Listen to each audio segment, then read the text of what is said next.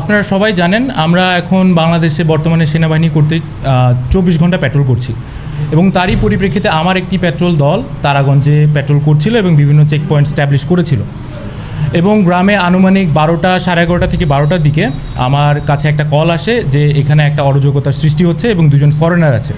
তাৎক্ষণিক আমরা সেই লোকেশনে চলে যাই এবং আমাদের সেনাবাহিনী কর্তৃক ওই এরিয়াটা কর্ডন করা হয় এবং গ্রামের লোকজন যে ধরনের বিশৃঙ্খলা সৃষ্টি করছিল সেই বিশৃঙ্খলাকে বাধা দিয়ে সেই এলাকাটাকে সিকিউর করে আমরা এই দুজনকে সেফলি আমাদের নিজস্ব লোকেশনে নিয়ে আসি এবং যে বাদী ছিল যাদের নামে কমপ্লেন ছিল তাদেরকেও আমরা জিজ্ঞাসাবাদ করি। সেই জিজ্ঞাসাবাদের মাধ্যমে আমরা জানতে পারি যে গতকালকে এই দুজন ফরেনার হাজব্যান্ড এবং ওয়াইফ বা ঢাকা থেকে এই লোকেশনে এসেছেন এবং এই এরিয়াটাকেই তারা ঘুরতে চেয়েছেন, রংপুর এরিয়াটাকে। তারা জ্ঞান প্যালেসে আছেন এবং তারই পরিপ্রেক্ষিতে যেহেতু তারা ফরেনার এবং গুগল ম্যাপ ইউজ করেন, তারা ভুল ক্রমে ওই রাস্তায় ঢুকে যান এবং ঢোকা অবস্থায় যখন তারা ব্যাক করতে চান সেই মুহূর্তে তাদের কাছে যেহেতু বাংলাদেশি কোনো কারেন্সি ছিল না, খুব স্বল্প টাকা ছিল আমি যতটুকু দেখেছি, সেই টাকা দিয়ে তাদের ইমার্জেন্সি কেসে তারা কোনো কিছু করতে পারতো না। যেহেতু তারা ফরেনার এবং তাদের ওই ধরনের এক্সপিরিয়েন্স নেই যে আসলে আমাদের এই রংপুরের ওই এরিয়ার মানুষ কতটুকু রিচ এবং কতটুকু নলেজেবল, তো সেখানে একটা ল্যাঙ্গুয়েজ ব্যারিয়ার ছিল।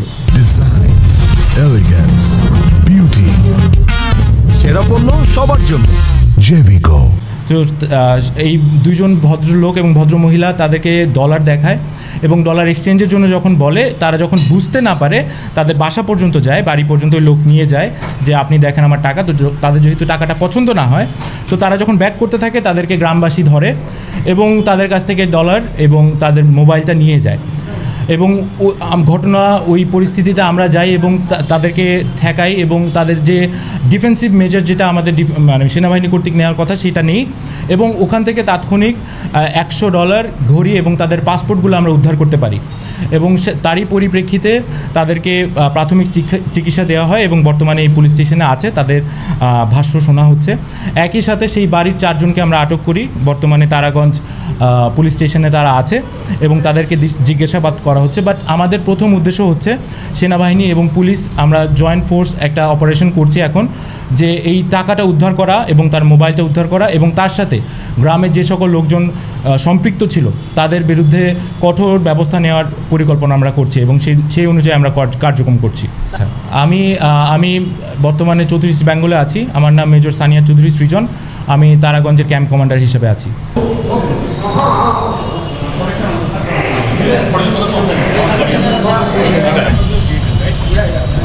My vehicle will be the first one.